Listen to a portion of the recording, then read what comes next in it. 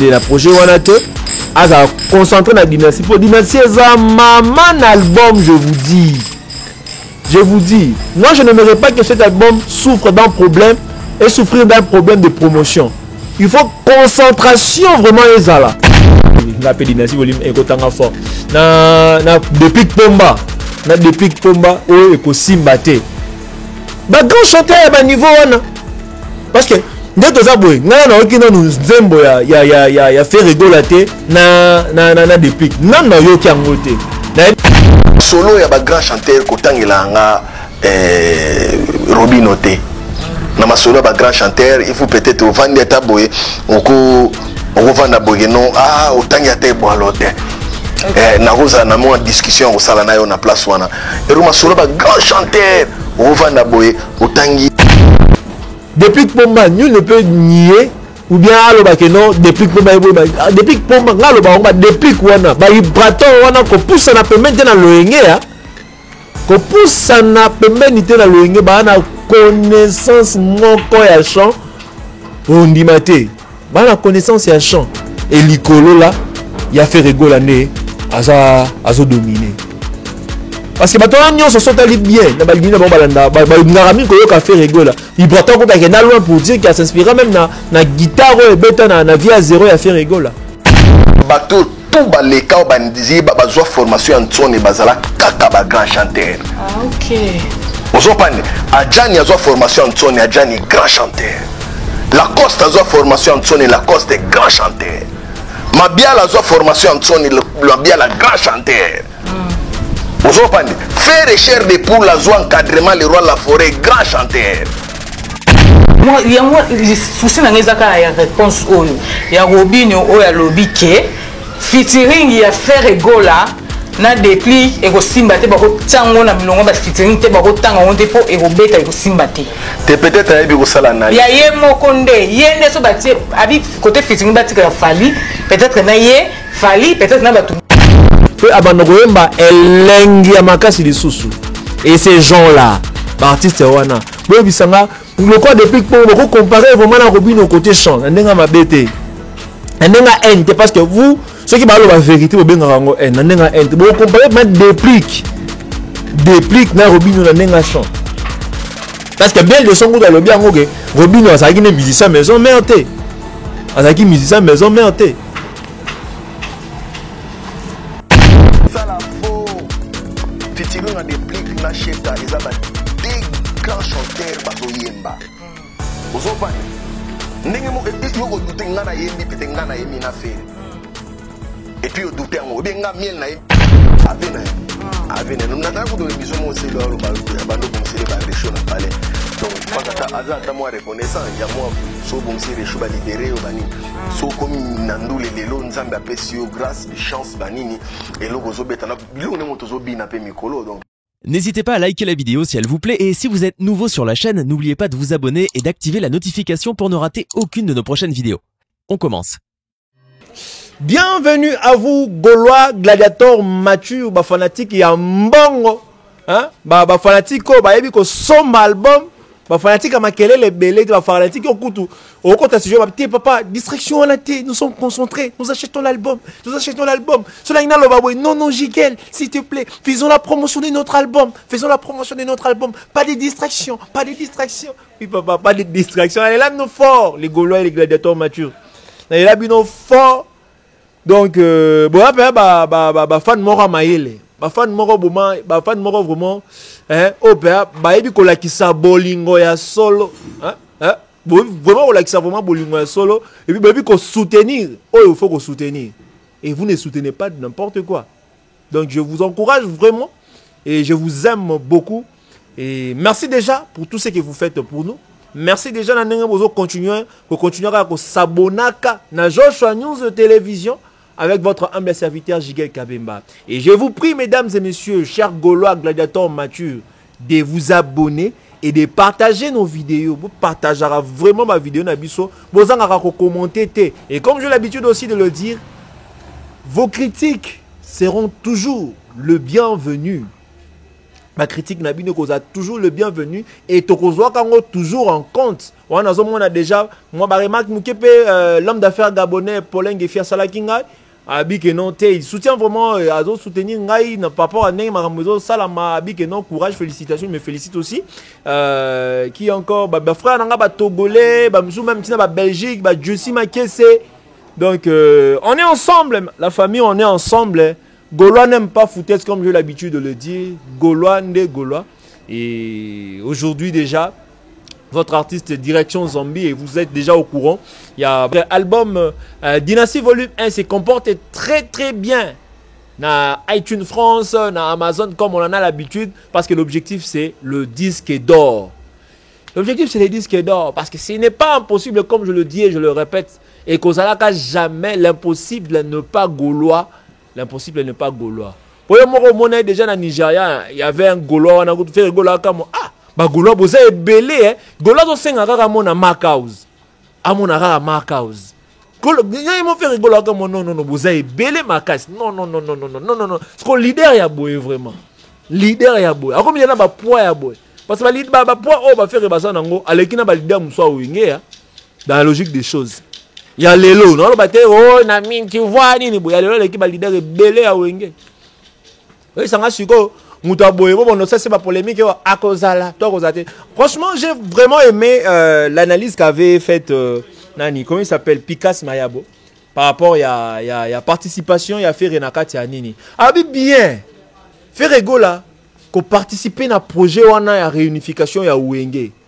Il y a deux possibilités. C'est soit akomata akokoma na ba niveau ekomatisaye soit spero kitisaye ozo comprendre abi soit ekomatisaye soit ekokitisaye et nini possibilité mi balé ezali que non pour participer na projet OT et kotika artiste na stabilité na ya rozalaka na position kozala faire rigola parce que ces projets là na ndenge bango moko na no bazana o babengaka unité moko apparente parce que guerre mike et to zala tango ba obinga ko bimisango boyete parce que unité a fait rigola bazana kati parce que vous le savez nazo raconter loko moko te elinga na mutu vous comprenez parce que quand une personne passe tout son temps alors ko ba loko moko boy pona ko kitisa yo pona ko lobani c'est que olinga mutu ana te vous comprenez c'est que olinga mutu ana te. Et puis, au Taliban général, promotion musicale, et ça, mon côté. Ils ne sont pas de la même promotion. Vous comprenez? Si quand on a comme Akuna Boé, il y a un mot à dire, quand ils sont sous 12 morts, c'est soit, ils ont invité Ferrego là. Ils ont invité Ferrego là, à côté de un projet Wana Boé. Et comme par exemple, non, na maxi single Boé, Boé Mbisiété. Et comme appelle Boé, à comme Ikuna Boé, là, il y a concert. Boé, ça a yemba Boé. Et comme Boé, Moutou va inviter na katia podium. Atikali Koyemba, tu peux savoir Gaulois et Gladiator. Est-ce qu'on est revalorisé artiste? Parce que notre artiste n'est pas Maweli ça. Ah ouais, la rana été. Dans moi, on a la tranquillité d'esprit, le roi a fait été. Ça, c'est une vérité. Dans moi, on a la tranquillité d'esprit, le roi a fait été. Il a un mental d'acier. Ferrigo a un mental d'acier. D'ailleurs, pour moi, je trouve plus important pour les Gaulois et Gladiators d'en parler parce que c'est un projet qui ne concerne que ceux qui sont de Wenge, tout ça, parce que les Gaulois et Gladiators, parce que leur concentration est sur l'achat de l'album. Parce que les Gaulois sont ma dynastie, hein. Les Gaulois sont ma dynastie, n'andenge mora ma bé. N'andenge mora ma bé. So ebisa bango sikoyo ba ebi ki artiste na bango za na esprit dynastie artiste na bango za na esprit promotion artiste na bango za na esprit ya ba tourner ya ba concert en Afrique so boya so bo casser loko wana est-ce que wana est un avantage il y a dynastie c'est un avantage il y a Wenge et puis le projet ça projet moro boete et mais c'est un projet éphémère tant que ba obimisa na bango ba obimisa kaka comment appelle ça ba beti concert na bango ba yo beta ba bloka ba maxi single wana est-ce pas problème pe ko bana pe ya ngwana et puis tant ba okuta na wana mutalele ba lar na ye et si on n'en parlera plus et dans tout ça qu'est-ce que fait rigoler va gagner dans tout ça au lieu de rester dans la polémique wana ba question de se poser pour dire que non il va participer sachez-le très bien moi je le dis je le répète que votre artiste vous allez concentrer dans le projet parce que le projet où tu as projet où tu as je ne sais pas si vous avez suivi dernièrement, comment on appelle ça? La conférence de presse de Ferregola, au niveau de Afrique du Sud, on va poser la question s'il avait réellement invité Héritier. Ferregola, qu'est-ce qu'il avait dit? Il a dit que non. Héritier a tiré la continue de l'invitation parce que il avait un album sur le marché et en même temps, il faisait la promotion. Parce qu'il savait que ce qui a tiré là qui est invitation pour un projet Oyo. Parce que la chanson ou bien le projet, il faut que ça l'a bien fait et ça demande du temps. Ça demande du temps. Ce que tu as de la est-ce que Atika promotion album pour lequel il a travaillé durement. C'est un album aujourd'hui, quand on parle de Dynastie Volume 1, c'est un album pour lequel on a attendu 5 ans. Pour lequel on a attendu 5 ans. Aujourd'hui, c'est quoi l'album où on attend 5 ans? Et vous avez dit 5 ans et bimé comme il est disponible. Juste quand on a 2 mois ou 3 mois, il faut maintenant renoncer pour mettre moi stop moi pour que ok ne soit sur un projet quelque part après tout le monde on dirait ça ne valorise pas. Ils ont valorisé vraiment le projet. C'est un projet Dynastie Volume 1. C'est un projet très costaud. Et ça très costaud. Un album multidimensionnel où il y a suffisamment de temps pour la promotion. Et c'est n'a pas arrêté au Kati Boé non. Parce que dans mon toit faire rigolo la minute, il faut la promotion, il faut la tournée, concert, tout ça. Il y a un œuvre c'est la moto à faire rigolo. Parce que si à Kinshasa, jusque-là, l'album n'est pas encore présenté. Jusque-là. Faut comprendre. Et puis, si fait rigolo à Bikenote, Balobikenote, à Kende a participé, et bien que Arotik Alaka, même après participation, et Zalaka n'a pas guerre. Il y a un autre de ça là que non, c'est le bout là. Ah, ben, peut-être qu'on peut essayer de valeur, considération. Parce que si des gens au monde a déjà, quand même qu'il y a des gens qui vous aiment, mais si au monde a déjà, les gens veulent s'attaquer à vous pour dire de n'importe quoi sur vous. Et ça, il faut vraiment qu'on se méfie. Il faut qu'on se méfie parce que c'est le bout là, peut manquer à moi à dire. Comme je l'avais dit l'autre fois. Tout ce qui s'est dit. Pourquoi ils n'avaient pas, les administrateurs, n'avaient pas fait un effort pour conseiller aussi ces bouts là. Est-ce qu'ils l'ont fait? Est-ce que le plus important, ils ont bien priorité, ils ont consulté Amadou Djabi, échanger avec lui pour que Ferregola participe dans le projet, ou bien la priorité, c'est qui entre vous. Parce qu'il faudrait mettre fin à cette unité apparente, semblant d'unité. Certains d'entre vous, Zalanakati a projeté. Et pourquoi? Moi, je le dis l'autre fois. Est-ce que tous les administrateurs là ne sont pas capables, il y a quoi influencer Amadou Djabi pour que Bambarti c'est mon sous ça peut na histoire c'est déjà ça le problème. Dire qu'il y a Kozala, il y a le bâté qui a Kozala, il y a le bâté qui est pour ça. Mais il faut mener des démarches au moins que quoi approcher payer l'artiste et tout ça. Mais Ferregola dès le départ, il avait un cœur. Il a un cœur ouvert pour ses projets. Mais à ce moment on appelle Liban et puis en même temps, à ce moment Baramupeto s'est passé et en même temps, je l'avais dit, il a une carrière qui est gérée. Et ça ne sera pas mauvais non plus. Ndenge Picasso Maya Walobi, il y a que conseil réseau bêta Maya Kota la bango pendenge barbeta. Maya Kota la bango pendenge bazobeta. Donc c'est un peu ça, c'est vraiment ça qu'il faut retenir. Moi, franchement, personnellement, j'ai aimé l'analyse, le propos de Picasso. Ça prouve à suffisance que Baza déjà n'a idée, il y a Ndenge Maramoko les cas, ceux qui fait rigolo à participer, tôt à participer. Et j'espère bien que le Gaulois et les gladiateurs matures, va comprendre vraiment ce qu'a voulu dire Picasso.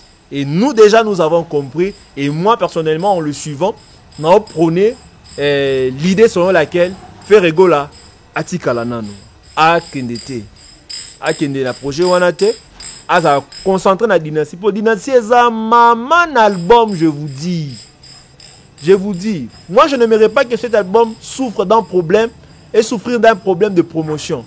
Il faut concentration vraiment ezala concentration parce que les Gaulois sont trop occupés à acheter l'album. Ça trop occupé à son album. Et puis, ils doivent sentir vraiment que leur leader, Azawana, Azala toujours concentré dans Maramouana, distraire, vous voyez, il y a la réunification. Non, ça on n'en a pas besoin. L'objectif, dynastie, au Batoiseli, 5 ans, il y a un objectif.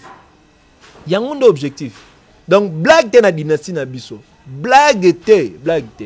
Donc, et pour ça, je remercie aussi tous les chroniqueurs qui se battent jour et nuit pour la promotion album parce que c'est pas facile. Hein. C'est pas facile. Il y a que eux, ils ont demandé des efforts, mais au moins il y a de la volonté auprès des chroniqueurs. Et pour ça, je félicite tous les chroniqueurs pour ça.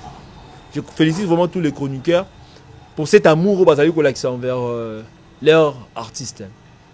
Et cette fois-ci, nous allons aussi parler de Robinho Mundibu. Oh, bozomona rando ezo hinda makasi. Na Fabregas. Na Fabregas, oh Robinho azobenga Fabregas Bonobo. Et Fabregas na Chomi. Chomi pe leader, hein. Chomi a dit que alagi leader, hein. Il n'aime pas non fou là. Oh bah traité ba pakistanais. Oh Robinho vaya grave. Vaya grave na kati ya plateau. Mais si quoi yebi go non pakistanais, tu sais au silika poanine. Parce que eux traité nanyo Fabregas de Bonobo. Parce que moi Fabregas ko silika. Ah c'est gagné kaka.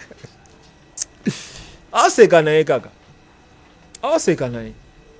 Et puis par exemple, qui par exemple, il y a un featuring, il a fait rigolo na dynastie volume, na dynastie volume et kotanga fort. Na depuis Pomba, oh et ko simbate.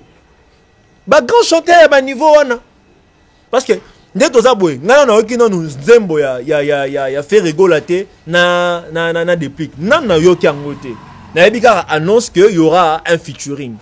Et en même temps non, yo quitté, ce qui est zéro, si je ne me trompe pas, il y a Robinho na Aigle. Non, on a yo qui a ngoté. Mais déjà, tant on a hôtel à boy. Mais que faire rigola, nana ni ba osa la chanson moko rumba, to chanson moko oeza o yemba style moko boy neti ba rumba moko boy o kajola ramitema. Parce que ce sont que des chanteurs. Mais oh ben il fallait nana ni pe na moni ngoté. Mais je sais que ezalaka générique. To afrobeat bazo bina bazo bouger ba bloko Robinho sala rawana akuma ma commission guiné. C'est quand danse dans la fort, on a tiré to polele, on a ce au boulé kirikou. On a comme ta mouké. T'es bien courage, tu es aussi un artiste de notre pays, mais il faut et ça a un peu recadrer tout ça. Il a vraiment recadré parce que depuis que Pomba, nul ne peut nier ou bien aloba que non depuis que Pomba depuis que Pomba ngaloba depuis que wana ba ibrato wana ko poussa na pembeni na loenge ya ko poussa na pembeni na loenge ba na connaissance moko ya chant ondimate ba na connaissance ya chant et likolo là il a fait rigoler né azo dominer. Parce que bato nyo so sotali bien na balinina bon balanda ba ngarami ko yo ka faire rigola ibrata ko ta kena loin pour dire qu'il s'inspire même na guitare et beta na via zéro ya faire rigola ya via zéro et puis les grands ba imitara ba s'inspirera toujours na ba grand et ces artistes là reconnaissent aussi qu'ils se sont inspirés de faire rigola et c'est la raison pour laquelle aujourd'hui tout le monde bazo ko apprécier leur façon de chanter et José P à reconnaître que non Ferrigola lui a appris des choses. Bon, ça, la différence entre José, Oyo, il y a avant, et Abanogoyemba, Elengi Amakasi de Soussou. Et ces gens-là, artistes, wana. Bon, bisanga, le quoi depuis que vous comparez vraiment à Robinho côté chant, n'enga ma bête, n'enga ente, parce que vous, ceux qui parlent la vérité, vous benga rango en, n'enga ente. Bon, comparez maintenant déplique na Robinho n'enga chant. Parce que bien de son goût dans le bien, Robinho a sagné musicien maison mère. A sagné musicien maison mère. Et puis, c'est tout à fait normal. Parce que s'il était musicien maison mère, parce que maintenant, ça l'a reconnaissant, pour dire que Boulonnais va proposer à l'objet que non, Ferrero n'est pas un formateur, un formateur, mais un format Haïti, c'est que ils ont confirmé réellement que tu n'as jamais été musicien maison mère. Vous comprenez? Miel de somme dans le bien. Miel de son à Zolo bien que Daniel déplique Pomba et na batana ni Robinho Mundibu tikala jamais aux la mission mais à maison mère au bando yano yena tongo oyena poko oyena tongo zongi na poko oyena tongo zongi na poko au bando kanga mingi nena kakol On est là papa ya ni na habité ceux qui dani lotis design ako ko illustrer partout on a yebité. Mais former ndeni yaza wengete. Oh, aza wengete, yaza wengete. So muto ayena ndako na bino neti boye bapa ya ovandi boye 1 heure, 2 heures, 3 heures, 4 heures, 5 heures du temps. Obimi OK, après na biso que nous avons na maman biso. Oh, te achape vocal na maison. Tembo ya gité ya. Yemba vocal. Oh. Mais acha vocal na yebine we. Yemba vocal. Te loba ta maloba mabe. Te na yebisu te. Omoni? Référence. Être kozala wenge eza référence. Naloba eloko wana banda kala koloba ezana batu ba ya wenge mais ba kota wenge te. Il y a des choses différentes. Oye wenge mais okota wenge te. Oye wenge mais okoti wenge te. Okoti wenge te. Comme na yo na registre ya wenge loba miti. Je crois pas que peut-être ata deux fois ya salaire ya wenge abenda. Je crois pas. Bango bazalaki na neti ba stagiaire na taona bazo encadré par Kakol na palais à Yama. Yama muto banda ko encadré bango ba petit na yermo boye ba futi minerval yemba ao. Ozo pa o menaso so mama solot. O pesi moi minerval yemba. Ozo pa on est solo au foot oh. Et bon nga déjà na loba lokuta na tete. Na loba na lokuta te o pesi minerval. Alloqué le place moko baninda omonio ah nanze mona cha vocal prise ye lai prise ye na il malamo yebi ganto na otala ka col chef d'orchestre ah azana respect ne makasi te IMBC c'est un problème dans to yebi bongo oza vraiment mona wenge te wenge po midlo bakena mona wenge faut l'exa 5 ans plus. Pour bisope moi mamba ba droit d'auteur ils ont tungisa biso moi makasi mais Robinho Mundi buzala ndé reconnaissant. Vous allez comprendre parce que si tu étais vraiment na wenge, tu n'allais pas se comporter non doit se comporter pour devenir un porte-parole parce que le wenge est un esprit 12. Moi na so wenge aza un esprit grave à se rabaisser. À se rabaisser. Moi na wenge ta na succès te ana maman esprit all l'action ngai ndé. Wenga mitika mutu mwana wenga se laissera faire bon côté na facilité. Pablo quand on hôtel la artiste bela wenga tant dans mon Pablo kwana bon. Ça m'étonne makase oui, pour apprécier mutu, c'est bon. Hein? On peut pas contre le fait que un artiste a apprécié notre artiste. Mais jusqu'au point que ça d'une façon comment porter parole ça diminue parce que artiste tout le monde a ba Robinho Mundi bus. Tout le monde a ba Innocent Balume. Innocent Balume sont na âge. Azale ki ba artiste belé. Azale qui a artiste belé mais au moins azan esprit il y a mikolo déjà parce que alingaka te ba rabaisser toi ça les loko moi ba no kumisa et puis regardez très souvent est-ce que otali Inos Bina Ferry ba solaka kitoko makasi Inos Bina ba artiste ba solaka kitoko mais tu ne trouveras pas Inos Bina dans une émission passer tout son temps à ne parler que de faire rigoler non asala kayangote quand il est devant sa caméra mais dans une émission il ne parlera que de sa carrière. Il ne parlera que de sa carrière. Il ne parlera que de son actualité. Effectivement, son talent artiste, même un jeune artiste, c'est Bazobima. Balobelaka ba carrière na bango. Mais comment tu peux comprendre un artiste et puis 10 ans de carrière. Tu as 10 ans de carrière. Ce qui m'avait aussi étonné, c'est quoi? Dans l'émission, les cas qui na nini c'est na TV5 entre Sony et Boye. Voilà, oh, nous qui sommes encore au début. Au début de quoi? Toi, tu es au début. 10 ans de carrière au début. Alors, peut-être tu rêvais, tu passais tout ton temps et à lober la carte artiste Moussousou. Au début, tu es papa Banda Kala. Carrière solo, au Banda Kala. Au début, papa, tu n'es pas au début. Au début, aujourd'hui, Lélo, est-ce que vraiment total en la vérité? Parce que moi, c'est Léo, tout le monde pourquoi?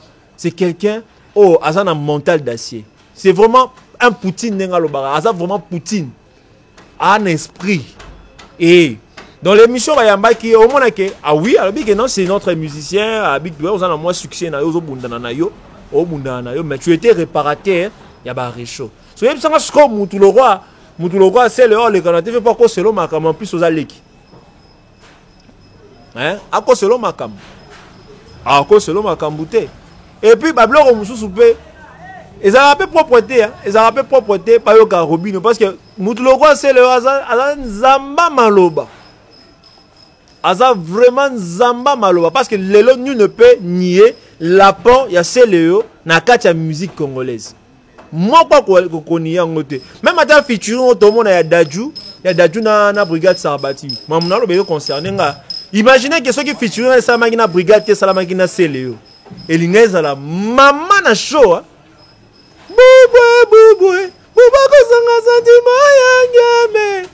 Ah, Jonathan baba voko moko baba cri moko non. Ah, c'est le baba musicien. C'est le baba musicien, animateur, il y a tongo. Et puis quand il chante aussi, on sentit qu'il a cette connaissance là. Ce sont des gens qu'on ne peut pas négliger dans cette musique d'aujourd'hui. La musique n'a pas une histoire, la musique congolaise, ce sont des animateurs qu'on ne peut pas négliger. Vous comprendre. Moi, je le félicite beaucoup. Et déjà, Boroyoka est sous son projet la Bino Dynasty Volume 2. Na Yemoko sous Bill Clinton, na Baptiste Belé na katia projet wana. Mais Robinho, moi je ne suis pas contre toi, mais je te demanderai juste, mais quand un peu, tu es un musicien, tu mérites le respect. Il y a un musicien Moussoussou. Et puis pour qu'on soit respect wana, et c'est nga yo changer moi ligne moroboy. Ça c'est une vérité. Je te respecte aussi, mais quand on peut changer, moi, ligne, voilà. Qu'on passe à temps dans l'auteur au bétara masola artiste moussous. Zala artiste, zala esprit, pendant aux capable de il y a au béta qu'on les artistes qui ont envie à l'élo. Parce que dans 10 ans de carrière, même pas un album. Dans 10 ans de carrière, aucune certification. Et grave, dans la télé, nous qui sommes au début. Toi, tu es au début de quoi? Hein? Dites-moi, au début de quoi? Parce que 10 ans de carrière, c'est beaucoup pour un artiste. C'est beaucoup. Parce que le lorsqu'on t'allie bien, on ne peut jamais comparer Robinho à Fabregas. Ça, jamais. Vous comprenez? Jamais. Christian Bosse Malobi, et ça le roi, comparer Gâteau na Niei.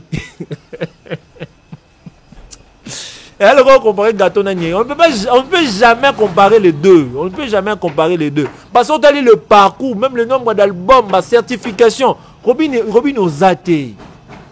Robinho Zate. Et ça peut être guerre moussou, tu vois. Ça peut être guerre moussou, c'est pas important de répondre. Mais apparemment, je trouve que tu as plus tendance à Luka Kokota. C'est la musique, parce que la musique, n'a pas vivre à bon moi. Je l'ai dit l'autre fois, dans le bango l'autre fois. Il va te dire, ah, tu as polémique, polémique. Papa, musique à Congo sans polémique et koufi. Ça, c'est une vérité, tout bon mamaté. Musique à Congo et Lelo, sans polémique et koufi. Tant que polémique est là entre Jibem et Nana Ouera, succès si là. Tant que polémique est là entre Big Brown, na DJS, musique est si là. Tant qu'on fait rigola, avant pendant 5 ans. Pendant 5 ans, on a préparé l'album. Au moins, la musique est l'engité. Mais, malgré l'engité, au moins, guerre est comme on connaît 4-2-2. Au moins, Aigle a tiré la guerre, mais Inosbi a ramassé le jeu. Parce qu'on est sous DD. Disez que vivant en abus, vivant en Goka Bongo. Aussi DJ Abdul, aussi nanano, comment il s'appelle encore l'autre DJ la Bossani Combo? Système gars DD, musique n'a pas marché à bongo. Ma belle siko la polémique on est à la nini. Au côté ça ba famille na kati. On est au boyaka. Oh famille ani non, on respecte la famille de ton adversaire ou bien il y a un collègue non musicien ko ba simara en famille te. Botika la kana musique. Ponga na koya bonabi ke tela ebo yemba te. Mais ngelo ba teke na fingi non, na fingi na ngaete. Nazo ba na ngaka vérité puis nazaka na kati ya musique. Parce que tant que yo réagir, ça va être vraiment faut ça va être là c'est que auto yemba, o yebi ko yemba, pe o kesu ko la musique. Il y a une cause à une façon pour toi de réagir. On comprend. Polémique ce que van nangoka na ndule, échange na ngo le côté. On comprend. Pour musique na fait vivre nango nango. En tout moment toto se voler la fasté. Musique à Congo et vivre la polémique. Ce qui polémique est si ba carrière peut koufi. C'est un peu ça. Mesdames et messieurs, nous sommes arrivés à la fin. On a un message à Mouké pour aujourd'hui. Message à Mouké. Bon, retenez que votre artiste Azo Bundana, il travaille Makassi pour que Bo ça l'a toujours satisfait. et vous serez informé de tout bamboteli ba concert na ye et bokene toujours ko visionner ekoyebana botala toujours ekoyebana ti ko ça 1 million on voit même koleka et en même temps opération Somba album bo s'arrêter bo continuer toujours ko Somba album oza Gaulois oa gladiateur oyebi Gaulois to gladiateur mususu oyebi kalinga wa faire landela yo ta soka Somba album bon landela yo ba soka Somba album gladiateur nyonso za capable ko lakisa ke no botala ngana Somba album ngana Somba album pour objectif na biso eza nini disque d'or bon ça nga que c'est impossible bon tiens na ko ce que c'est impossible comme na commentaire que non j'ai kabemba to ko kana biso ti mamba disque d'or wana te eza impossible. Bon bisangai ce que ça bon beaucoup melinga mais na bi que c'est impossible était donc boz à la fort et il y a des initiatives so et ça la to ça ta moi eloko na bino mo boye bo tiaka ba fond ya ba de gauche à droite bo kangisa nini bo et ça possible ça ba ça la yango et des initiatives permettre à ce que aujourd'hui l'artiste a soit disque d'or wana parce que ceux qui fait rigoler la suite disque d'or lelo oui il y a ça dans ba lokumu na déjà et ça n'est plus lokumu ya ba gladiateur et ça plus lokumu ya ba Gaulois. Donc, Bossomba disque d'or. Comme je vous le disais, mesdames et messieurs, nous sommes arrivés à la fin. Et comme j'ai l'habitude aussi de le dire, Bozapa Kababni Nabisote, la publicité, la publicité, la publicité, Tinasuka. Il y a un monde de ça qui n'a pas foutu la caméraman transport. Ça nous aide aussi beaucoup. Donc, mesdames et messieurs, nous repère Sabambote Nanga, maman Rocky Bizimungu. Nous repère Sabambote Nanga, na papa Dodo Nadalas, le génie Caleb Bizimungu, Nanette Lutumba, Motema, il y a déjà Bob Mouanke. Maman Bibiche na Kagari, na Paulin Konda, na Autriche. Donc nous sommes ensemble, mesdames et messieurs de Koutani, prochainement.